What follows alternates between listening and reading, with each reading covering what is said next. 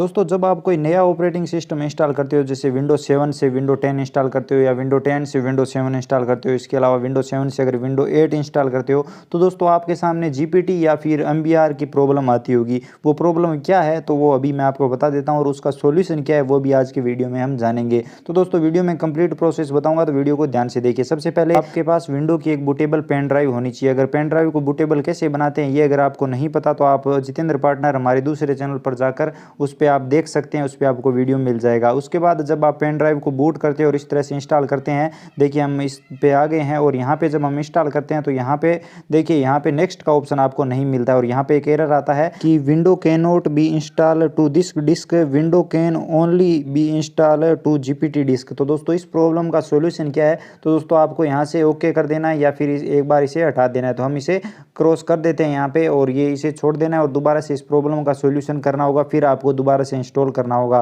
तो इसके लिए हम बैक आ जाते हैं। अगर दोस्तों आप विंडो 8 इंस्टॉल कर रहे हो या फिर विंडो 10 इंस्टॉल कर रहे हो, तो आपको यहाँ पे रिपेयर योर कंप्यूटर का ऑप्शन मिलेगा। इस पर क्लिक करके उसके बाद दोस्तों यहाँ पे आप देखिए पहले वाला ऑप्शन यहाँ पे सिलेक्ट कर लीजिए, उसके बाद एडवांस ऑप्शन यहाँ पे सिलेक्ट कर लीजिए। उसके बाद दोस्तों यहाँ पे आपको कमांड मोड मिल जाएगा। इसके अलावा दोस्तों आप अगर दोस्तों आपकी पीसी में इस तरह से कमांड मोड ओपन नहीं होता है, तो आप शिफ्ट प्लस F10 दबाकर भी कमांड मोड ओपन कर सकते हो। उसके बाद आपको सबसे पहले यहाँ पे लिखना है डिस्क पार्ट है। तो यहाँ पे ध्यान से देख लीजिए दोस्तों, जिस तरह से मैं लिखता हूँ सेम उसी तरीके से आपको लिखना है, DISK स्पेस PART।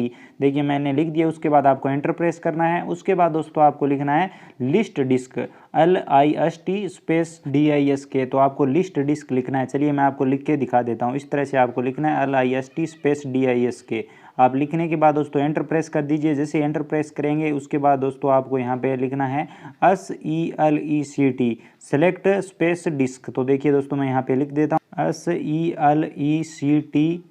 उसके बाद दोस्तों आपको स्पेस देना है, उसके बाद डिस्क DISK डिस्क, उसके बाद स्पेस, उसके बाद 0। ये लिख के दोस्तों आपको एंटर टाइप कर देना है। देखिए मैं यहाँ पे 0 लिख देता हूँ, उसके बाद एंटर हम टाइप कर देते हैं, स्पेस के बाद 0, उसके बाद एंटर। जैसे ही दोस्तों एंटर प्रेस करेंगे उसके बाद आपको यहाँ पे लिखना है क्लीन, CLEAN। तो दोस्तों मैं यहाँ पे लिख देता हूँ CLEAN। तो दोस्तों आपको ध्यानपूर्वक जैसे मैं बता रहा हूँ उसी तरीके से आपको लिखना है। उसके बाद एंटर प्रेस करना है। जैसे ही क्लीन एंटर प्रेस कर देंगे उसके बाद दोस्तों आपकी हार्ड डिस्क क्लीन हो जाएगी एकदम अच्छी तरीके से। तो इससे पहले दोस्तों अगर आपका कोई ज़रूरी डेटा है तो वो पहले ही निकाल लें। तो उसके बाद आपकी हार्ड डिस्क क्लीन हो जाएगी इस तरह से। उसके बाद दोस्तों आपको लिखना है EXIT एग्जिट लिख देना है। तो मैं यहाँ पे लिख देता हूँ। उसके बाद आपको एंटर प्रेस कर देना है। एंटर प्रेस करने के बाद दोस्तों आपको फिर से यहाँ पे लिखना है EXIT। तो यहाँ पे मैं लिख देता हूँ दोबारा से एग्जिट।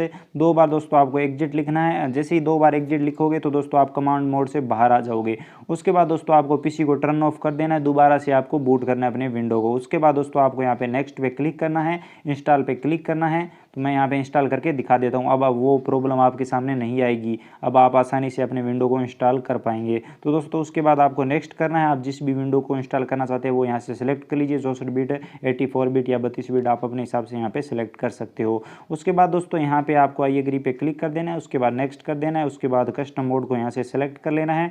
उसके बाद दोस्तों आपकी जो हार्ड डिस्क है वो सिर्फ एक पार्ट में आएगी। यहाँ पे आपने पहले चाहे जितने भी पार्ट बनाए हो अब वो एकल पार्ट में आएगी। उसके बाद दोस्तों अलग आप उसका पार्ट बनाना चाहते हो तो आप यहाँ पे MB लिखेंगे, कितने MB का पार्ट बनाना चाहते हो। तो दोस्तों फॉर एग्जांपल मैं यहाँ पे कोई भी एक संख्या डाल देता हूँ, जितने MB की मुझे एक और पार्ट चाहिए वो संख्या मैं यहाँ पे डाल दूंगा। उसके बाद दोस्तों आपको यहाँ पे अप्लाई का ऑप्शन दिखाई दे रहा होगा, अप्लाई पे क्लिक करना है, ओके पे क्लिक करना है। उसके बाद दोस्तों हार्ड डिस्क का अलग पार्ट बन जाएगा आसानी से। देखिए यहाँ पे पार्ट है अभी बन रहा है, तो दोस्तों टाइम लग सकता है, इसमें थोड़ा सा टाइम लगेगा, कुछ ही क्षणों का। उसके बाद देखिए इस तरह से आपके सामने डिस्क का पार्ट आ जाएगा। उसके बाद दोस्तों आप उसे सेलेक्ट कर सकते हैं। उसके बाद दोस्तों आपको यहाँ पे सबसे ऊपर देखिए प्राइमरी डिस्क दिखाई दे रही है। उसके बाद इसमें जिसमें अवेलेबल स्पेस हो उसी को आप सेलेक्ट करें यहाँ से। उसके बाद दोस्तों यहाँ पे आपको नेक्स्ट का ऑप्शन मिल जाता है, आपको नेक्स्ट पे क्लिक करना है। मैं नेक्स्ट पे क्लिक करके दिखा देता हूँ। ये देखिए दोस्तों विंडो इंस्टॉल होना स्टार्ट हो चुका है। तो दोस्तों इस तरह से आप एमबीआर या जीपीटी एरर को सोल्व कर सकते हैं बहुत ही आसानी से, और खुद ही विंडो इंस्टॉल कर सकते हैं।